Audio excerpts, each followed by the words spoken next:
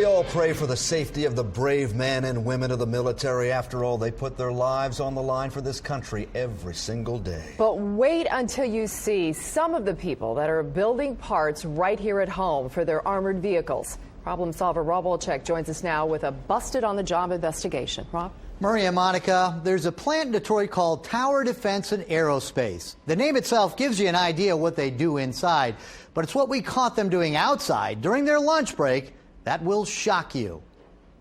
It's time to party. It's time to party. This is a factory in Detroit. Here's what they make parts for in the factory. And these are some of the people who work in the factory. You already got 2 felonies, man. I know you're a pothead. That's you, though, right? Yeah, that's me. Well, you're not supposed to be drinking on your lunch break, are you? While our military is fighting for their lives and our freedom, these guys are fighting for their right to party. What do you do inside there? Rock ice, throwing up gang signs. The name of this place is Tower Defense and Aerospace. It used to be called W Industries, and some employee badges still have the W logo on them. About 10 years ago, W Industries got their first defense contract, and by 2009, their revenue was $90 million a year. Just last year, the New York Times did an article on them. They're making parts for Humvees and Stryker vehicles destined for Afghanistan and Iraq. Here's a Humvee. Here's a Stryker. Here's one of the guys who works at the factory on his lunch break. The Times article also says the factory on Hoover and 8 Mile builds steel molds that will be used to make 70-foot-long roof sections of Airbus A350 passenger jets. You've heard of that plane, supposed to hold 350 travelers. Looks like this plant worker's taking a trip of his own. Earlier this year, Tower International, a public company, took over the plant. It's 12 noon and the day shift files out for lunch. Most of these guys head off for meals. Some head off for the Hoover Market right up the street. Some buy grub, some smoke bud. I'm a Yankee Doodle dandy, a Yankee Doodle do or die. Day after day, it was a party in the parking lot, out in the open, within sight of the factory. The factory where they make parts for armored vehicles for our soldiers and Marines. And these guys got their own arsenal. They're smoking blunts. A blunt is a big joint made out of a little cigar you can buy inside the store. The guys dump out the tobacco. Wow. Then fill the already rolled shell with their own special blend. It's a lot easier than rolling a joint, as this Tower Defense worker demonstrates.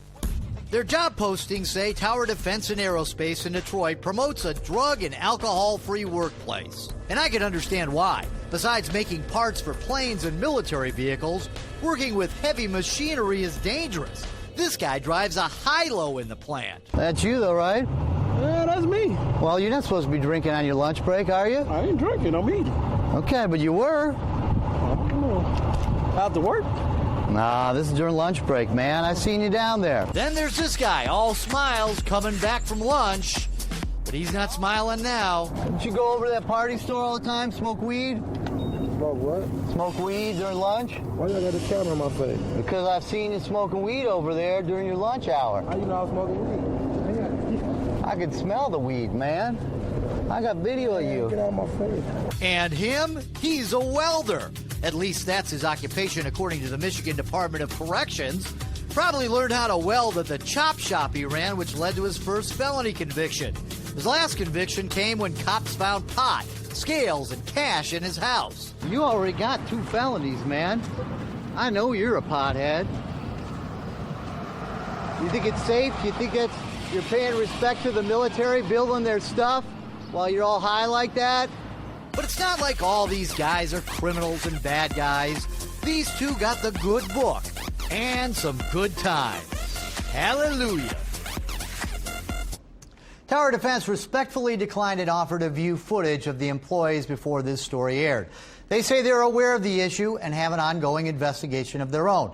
Anthony Ewing from Tower says they take this very seriously. Well, Rob, what's the reaction been from the Pentagon to this story? Well, as a matter of fact, I've contacted Senator Carl Levin's office, and they will be watching this story. Senator Levin is the chairman of the Armed Services Committee. Remember, since this company is a subcontractor building things for the United States military, ultimately, your tax dollars are paying these guys. We deserve better, and so do our brave troops. I can imagine there's going to be a lot of reaction coming in tonight and tomorrow. We'll keep following the developments with you. Thank you, Rob. All right. Thanks, Rob.